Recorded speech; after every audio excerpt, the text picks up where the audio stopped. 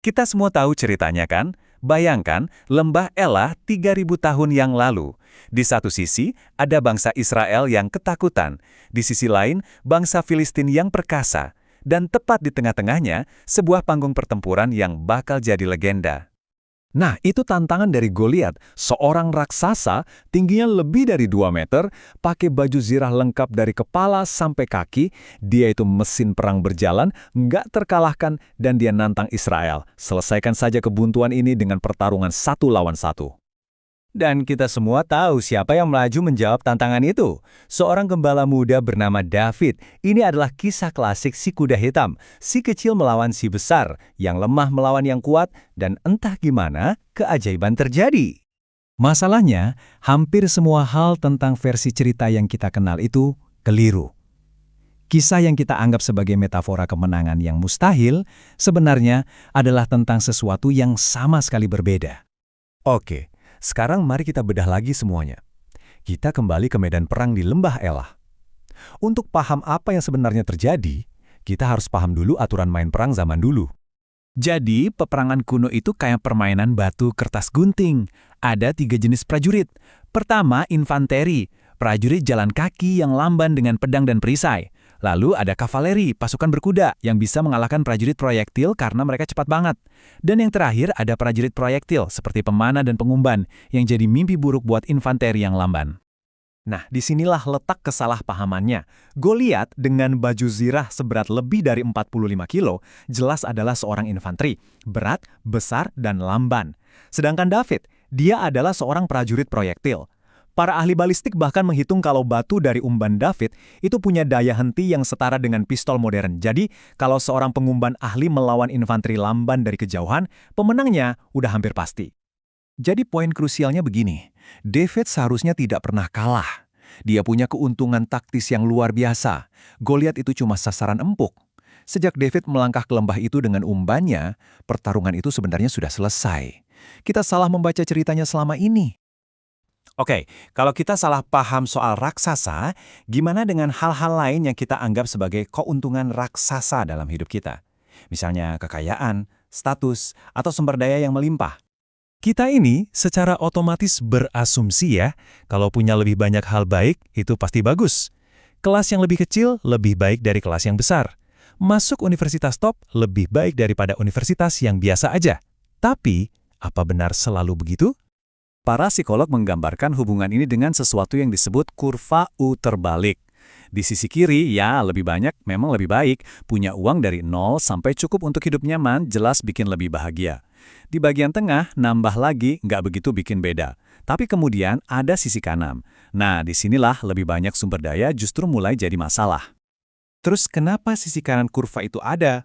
Jawabannya ada di prinsip psikologis kunci ini, deprivasi relatif. Kita nggak menilai diri kita secara global, tapi secara lokal. Kita membandingkan diri kita dengan orang-orang di sekitar kita yang ada di perahu yang sama. Contohnya, jelas banget kalau kita lihat data kelulusan jurusan sains. Di Hardwick College, mahasiswa biasa punya peluang bagus buat lulus. Tapi di Harvard ada sesuatu yang aneh. Mahasiswa di sepertiga terbawah kelas Harvard itu nilai SAT-nya jauh lebih tinggi dari mahasiswa terbaik di Hardwick. Tapi anehnya peluang mereka lulus di bidang sains justru jauh lebih rendah. Mereka ini jelas pinter banget, jadi kenapa bisa begitu? Jawabannya ya, karena deprivasi relatif. Di Harvard, mereka nggak membandingkan diri mereka dengan mahasiswa rata-rata di seluruh negeri. Mereka bandingin diri mereka sama para jenius yang duduk di sebelah mereka di kelas kimia organik.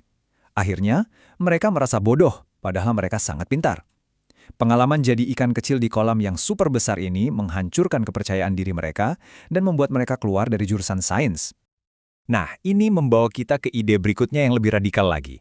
Gimana kalau sebuah kerugian yang jelas ternyata justru bisa menjadi sumber kekuatan yang luar biasa? Ini adalah ide yang benar-benar berlawanan dengan intuisi. Namanya kesulitan yang diinginkan. Gagasannya adalah beberapa rintangan itu bukan cuma untuk diatasi, tapi justru jadi katalisator kehebatan. Hal-hal yang bikin hidup sulit, pada akhirnya malah bikin kita jadi lebih baik. Coba kita ambil contoh David Boies, salah satu pengacara paling top di dunia. Dia menderita disleksia parah. Membaca itu perjuangan berat buat dia. Di sekolah hukum, profesi yang isinya tumpukan buku, dia terpaksa cari cara lain. Hasilnya, dia jadi pendengar yang fenomenal. Dia melatih ingatannya sampai jadi instrumen yang luar biasa tajam.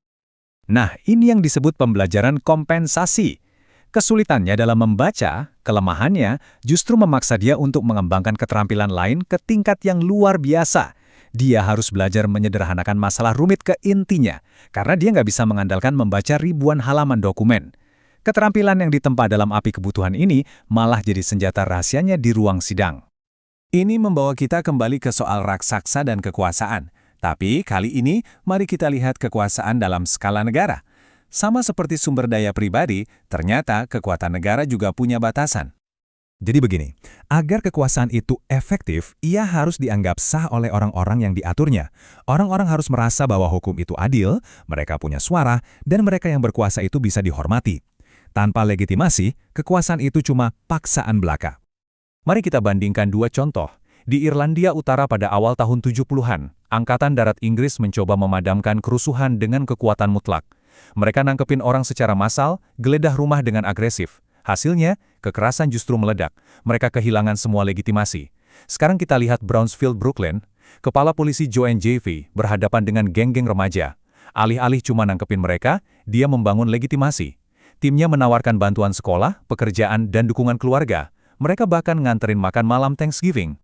Kutipan dari Javey ini menjelaskan segalanya.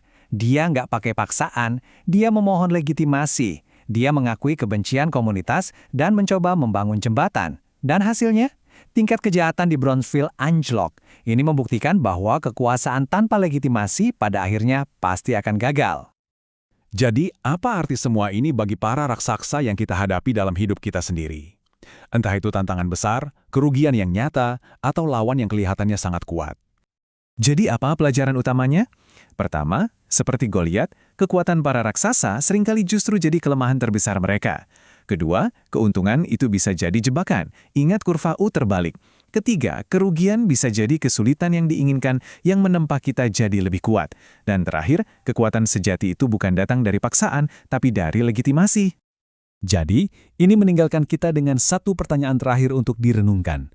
Coba pikirkan tentang tantangan yang sedang Anda hadapi di tempat kerja, dalam hidup Anda, di dunia. Apakah Anda melihatnya dengan jelas? Atau jangan-jangan seperti bangsa Israel yang berdiri di atas bukit itu 3.000 tahun yang lalu, Anda selama ini salah membaca raksasa Anda?